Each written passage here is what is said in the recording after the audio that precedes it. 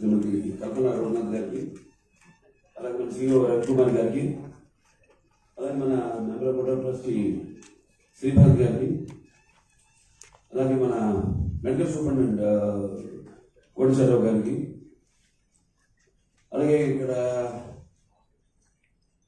ఆసీనులైన అలాగే ఈ కార్యక్రమాన్ని వీక్షిస్తున్న మెడికల్ నాన్ మెడికల్ హెచ్ఓడీసు అలాగే సిబ్బందికి అందరికీ పాత్రికేయులకు అందరికీ నా హృదయపూర్వక నమస్కారాలు తెలియజేసుకుంటున్నాను.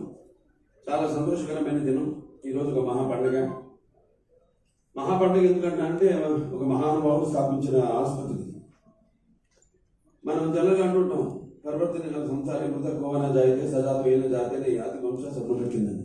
అలాగే కేవలం తన కుటుంబానికో లేకపోతే తన ఊరికో గడ్డకో పుట్టిన గడ్డకో లేకపోతే జాతికో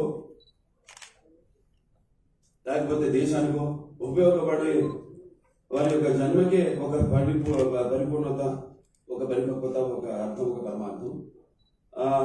అలాగే నేహాపి కరుణా శోతి వర్తమాన ఉద్దతే ధల్పమపస్య దత్తస్య తాయిత మేహతో భయ అంటారు.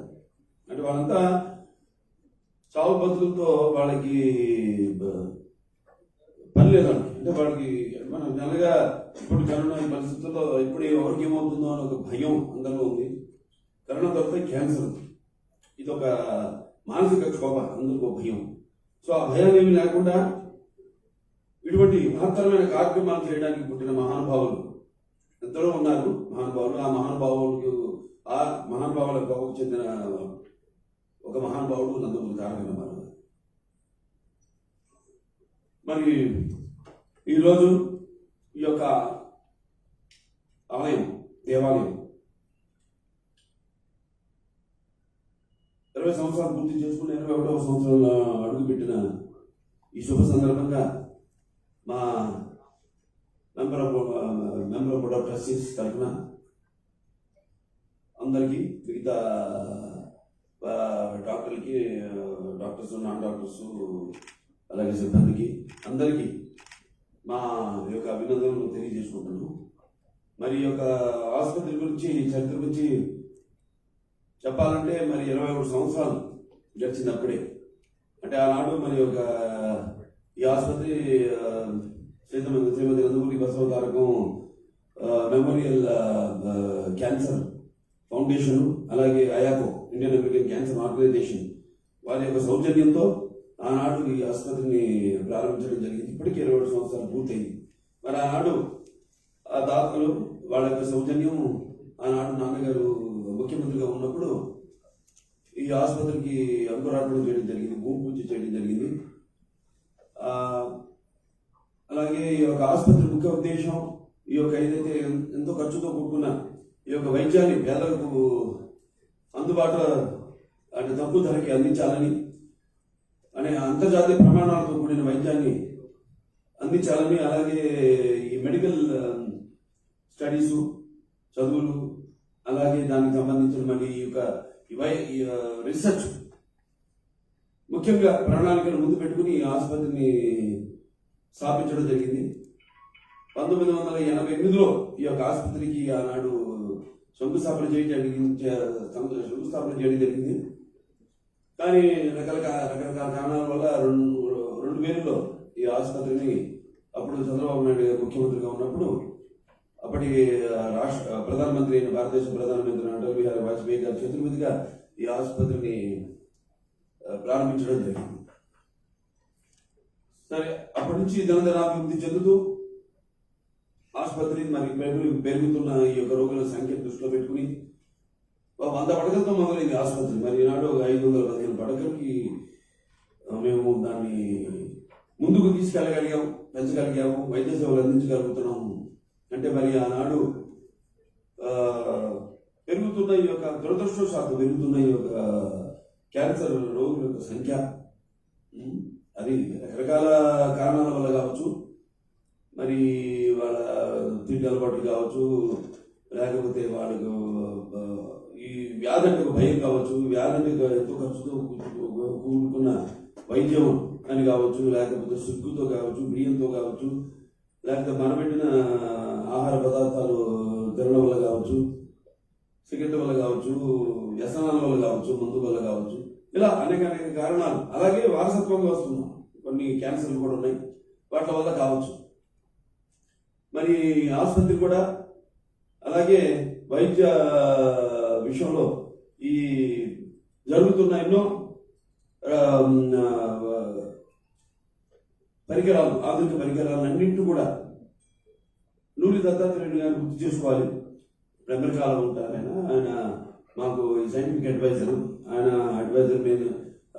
అడ్వైజ్ మేరకు, అలాగే మా మెడికల్ డైరెక్టర్ గారు, మిగతా డాక్టర్లు వాళ్ళ యొక్క అడ్వైజ్ మేరకు ఎప్పటికప్పుడు ఈ యొక్క పరికరాలను కూడా, ఆధునిక పరికరాలను కూడా అప్డేట్ చేస్తూ ఆసుపత్రిని ఇలా ముందుకు తీసుకెళ్ళడం, రోగులకు ఈ యొక్క సేవలు అందించడం జరుగుతుంది.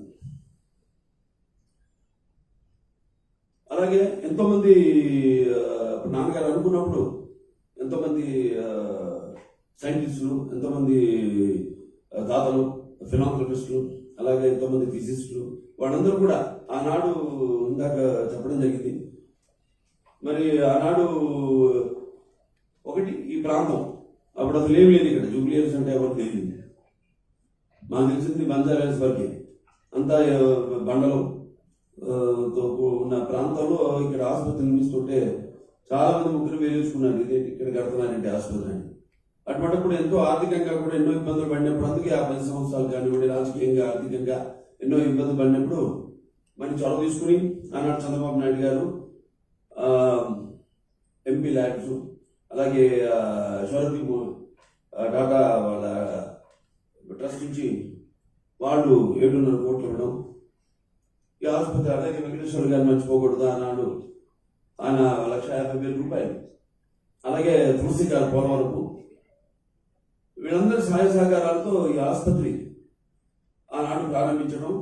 ఈనాడు ఈ యొక్క స్థాయికి ఆసుపత్రి ఎదగడానికి కూడా ఎంతోమంది దాతలు ఉన్నారు. వాళ్ళందరికీ సభాముఖంగా నా అభినందనలు తెలియజేసుకుంటాను. అలాగే అప్పుడెప్పుడో నా గుర్తు అంటే మొదట్లో ఆసుపత్రి పెట్టినప్పుడు, ఆ తర్వాత చాలా నెమ్మదిగా మనం మొట్టమొదటిసారిగా సౌత్ ఈస్ట్ ఏషియాలోనే 6 రేడియల్ యాక్సిలేటర్స్ ఉన్న ఆసుపత్రి, ఏకైక ఆసుపత్రి మన బసవతారగడ్డ క్యాన్సర్ హాస్పిటల్. అలాగే నోవాలిస్ జిఎక్స్ అంటే రేడియో సర్జరీ ర్యాపిడ్ డాక్, అంటే precise to provide precise treatment with millimetre accuracy. అలాగే పెట్ స్కాన్ ఏంటి, లేకపోతే మిగతా అన్ని intra operative radiation therapy unit అయితేనేమి, లేకపోతే మిగతా ఎక్విప్మెంట్లు చాలా అప్పుడు అసలు ఎవరు ఊహించిన విధంగా ప్రైవేట్ ఆసుపత్రులకు ధీటుగా ఈ ఆసుపత్రిని అభివృద్ధి చేయడం జరిగింది. అన్ని తీసుకొచ్చే ఎక్విప్మెంట్ అంటే ప్రజల్లో కూడా అవగాహన పెరిగింది, వాళ్ళలో కూడా వాళ్ళ అవగాహనకి తగ్గట్టుగా వాళ్ళకు అవసరమైన పరికరాలన్నింటి కూడా అవసరమైనవి. ఎందుకంటే మంది నో ప్రాఫిట్ నో లాస్ ఆసుపత్రి. అటువంటిది అందరు దాతలు, ఇందాక నేను చెప్పినట్టు వాళ్ళందరి సహాయ సహకారాలతో ఈ యొక్క ఆసుపత్రిని టెక్నికల్గా కూడా అన్ని అధునాతనమైన పరికరాలన్నింటినీ తీసుకొచ్చి వైద్య సేవను అందజేయడం జరిగింది. అలాగే మనకి ఇప్పుడు ఈ స్ట్రైకర్ 4K ల్యాప్రోస్కోపీకి అయితేనేమి, లేకపోతే గాల్స్ క్రాస్ ఈ 3D ల్యాప్రోస్కోపిక్స్ అంటే 2, అలాగే సైటోఫ్లో మీటర్ అయితేనేమి, లేకపోతే స్కాప్ కూలింగ్ యూనిట్ అయితేనేమి, లేకపోతే ఈ యొక్క అల్ట్రాసౌండ్ మెషిన్స్ అంటే 2 అల్ట్రాసౌండ్ మెషిన్స్, ఒకటి అల్ట్రాసౌండ్ మెషిన్, ఇంకోటేమో సేమ్ అల్ట్రాసౌండ్లోనే ట్రిప్లైన్ అల్ట్రాసౌండ్ మెషిన్. ఇలా ఎప్పటికప్పుడు ఈ ఆసుపత్రిని అభివృద్ధి చేయడం జరిగింది, వైద్య సేవలు అందించడం జరుగుతుంది. ముఖ్యంగా ఇక్కడ మరి ఎంతోమంది నిష్ణాతులైన అక్కడ మెడికల్ కానివ్వండి, సర్జికల్ కానివ్వండి, లేకపోతే రేడియేషన్ కానివ్వండి, ఆంకాలజిస్టులు, అలాగే రేడియోథెరపిస్టులు, అలాగే పెథాలజిస్టులు, అలాగే న్యూక్లియర్ అండ్ మెడికల్ ఫిజిస్టులు, టెక్నీషియన్స్, వీళ్ళందరూ సహకారాలతో వాళ్ళందరూ ఇది ఒక ఆసుపత్రిగా కాకుండా అంటే నాన్నగారు అన్నట్టు సమాజమే దేవాలయం ప్రజలే దేవుళ్ళు, అందులో నేను ఒక అర్చకుడిని అన్నట్టు అందరూ అర్చకుల్లాగా ఇక్కడ వాళ్ళ సేవలు అందిస్తున్నందుకు వాళ్ళందరికీ కూడా నా అభినందన తెలియజేసుకుంటాను నా బోర్డు తరఫున. ఇక మామూలుగా అయితే ఈ మన సంబరాలు అంబరాలు అంటుకోవాల్సిన ఎప్పుడు అలా జరుగుతున్న ఈ యొక్క కార్యక్రమం అది కోవిడ్ వల్ల ఇలా చేసుకోవాల్సి వచ్చినందుకు అయినా ఎవరికి వాళ్ళు జాగ్రత్తగా ఉండాలి. ఎందుకని అన్నట్టు ఏదో ఇదేదో దేశుడు సగం ఊపిరాడు సూక్ష్మాతి సూక్ష్మ విషాణు రాకపోక నియంత్రణ ముష్టికో నాసికాది ఇది జాగ్రత్త కూడా ఈ యొక్క వ్యవస్థలు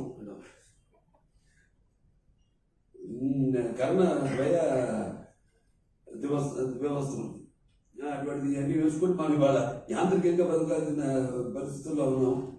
అయినా అందరూ ధైర్యంగా ఇప్పుడు ప్రభుత్వం ఇస్తున్న సలహాలు అయితేనేమి లేకపోతే వైద్యుల సలహాలు అయితేనేమి అన్నింటినీ కూడా జాగ్రత్తగా వాటిని తుచా తప్పకుండా పాటిస్తూ మరి ఇక్కడ మన ఆసుపత్రిలో కూడా కోవిడ్ పేషెంట్ ఎవరు కూడా మనకు ఆదరలేదు. ప్రతి కోవిడ్ పేషెంట్ కూడా మనం ట్రీట్ చేయడం జరిగింది. ఎస్పెషల్లీ ఇక్కడ మీ బ్లాక్ ఫంగస్ 4 పేషెంట్ని ట్రీట్ చేసి ఇక్కడి నుంచి డిశ్చార్జ్ చేయడం జరిగింది. సో అటెండెంట్ ఆయన చంద్రశేఖర్ రావు గారు అయితే లేకపోతే మా క్రిటికల్ కేర్ షణ్ముఖం గారు ఆయన టీం వాళ్ళందరూ కూడా అభినందనలు తెలియజేసుకుంటున్నాను. అలాగే మన ఆసుపత్రి కూడా ఎన్నో అవార్డులు కూడా వచ్చినాయి.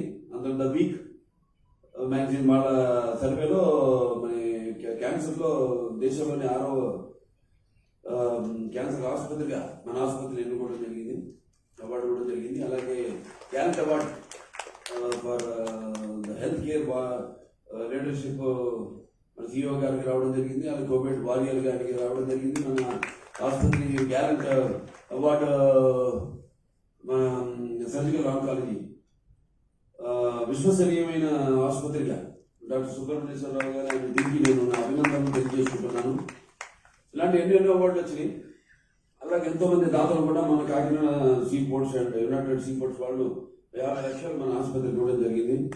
అలాగే ఎస్బీ వాళ్ళు స్టేట్ బ్యాంక్ వాళ్ళు మన ఆసుపత్రికి 1,50,00,000 మన స్క్రీనింగ్ బస్సు ఉంది, దానికోసం మళ్ళీ దాన్ని అప్డేట్ చేయడం కోసమని వాళ్ళు ఇవ్వడం జరిగింది. అలాగే రుద్రరాజు సీతారామరాజు గారు ఆయన ఒక 14 లక్షలు ఇవ్వడం జరిగింది. అలాగే నోవాటిక్స్ కంపెనీ వారు కూడా మనకి ఒప్పందం కుదిరింది. అంటే వాళ్ళు ఇంత భయంకరమైన పరిస్థితుల్లో కూడా మరి వాళ్ళతో ఎంఓని కుదిరించిన మన సిఇఓ గారికి అలాగే ఈ 3,50,00,000 రూపాయలు మన ఆసుపత్రి ఒక అభివృద్ధి కోసం ఇచ్చిన వాళ్ళకి కూడా నా నోవాటిక్స్ వాళ్ళు కూడా నా అభినందన తెలియజేసుకుంటున్నాను ప్రతి ఒక్కరికి. సరే మన ఈ యొక్క ఒత్తిడి ఎంత ఉంది ఈ కరోనా ఒత్తిడి, అందుకే మరి నేను ఎప్పుడు చెప్తుంటాను ఏదైనా ఒక ఆరాధన ఉన్నప్పుడే మనిషికి రక్తస్రావణం బాగున్నప్పుడే ఏదైనా ఆరోగ్యంగా ఉంటారు. అందరూ నమ్ముకుంటేనే ఆరోగ్యం ఉంటారు. సో ఈ అందరూ కూడా బాగా ఆరోగ్యంగా ఉండాలని, ఈ ఆసుపత్రి ఇంకా ఎన్నెన్నో సేవలు అందించాలని, మరి ఒక అలవాట్లు అయితేనేమి లేకపోతే చేసే పొరపాట్లు అయితేనేమి వాటిలన్నింటినీ కూడా అదుపులో పెట్టుకొని అందరూ సంచరించాలని మనస్ఫూర్తిగా కోరుకుంటూ మరి మీడియా వరకు కూడా వాళ్ళ ప్రత్యేకంగా నా కృతజ్ఞతలు తెలియజేసుకుంటున్నాను.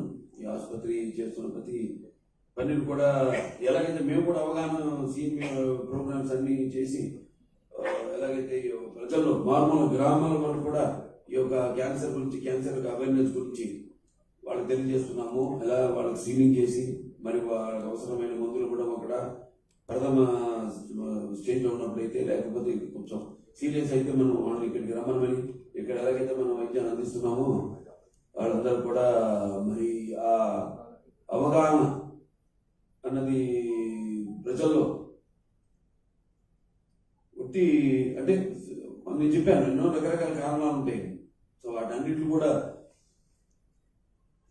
మనసులో పెట్టుకుని వైద్యాన్ని తప్పకుండా మేము చేస్తున్న సేవలు కూడా వాళ్ళకు కూడా కృతజ్ఞతలు తెలియజేస్తున్నాం. మన ఇక్కడికి వచ్చే పేషెంట్స్ కూడా అలాగే మన తెలంగాణ ప్రభుత్వం అయితేనేమి, లేకపోతే భారతదేశ ప్రభుత్వం అయితేనేమి, లేకపోతే ప్రైవేట్ అండ్ పబ్లిక్ ఈ సెక్టర్ ఇండస్ట్రియల్ ఎస్టాబ్లిష్మెంట్స్ అయితేనేమి, ఇన్సూరెన్స్ వాళ్ళు అయితేనేమి, ఇన్సూరెన్స్ వాళ్ళందరూ కూడా ఈ సభాముఖంగా నా కృతజ్ఞతలు తెలియజేసుకుంటూ ఇలాగే మన ఈ బంధం కొనసాగాలని, అలాగే అందరూ కూడా ఈ వైద్య సేవలు అందించాలని మనస్ఫూర్తిగా కోరుకుంటూ నేను సెలవు తీసుకుంటాను.